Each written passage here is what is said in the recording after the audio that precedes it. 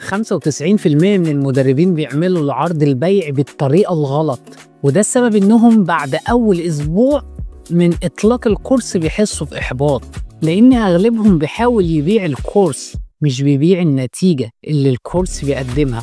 العميل مش مهتم بعدد الساعات ولا عدد الفيديوهات، هو عايز يعرف إيه اللي هيتغير في حياته بعد ما يخلص الكورس. قبل ما تكتب عرضك اسأل نفسك سؤال واحد: لو أنا مكان العميل ليه أشتري دلوقتي؟ وليه منك تحديدا؟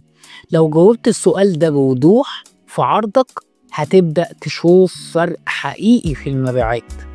وعلشان تعرف ازاي تبني عرض ببيع، شوف الفيديو المجاني اللي انا عاملهولك، اللينك بتاعه في البايو او اسفل الفيديو، هشرح لك فيه ازاي تعمل عرض مقنع يخلي العميل يشتري بإرادته مش بإقناعك.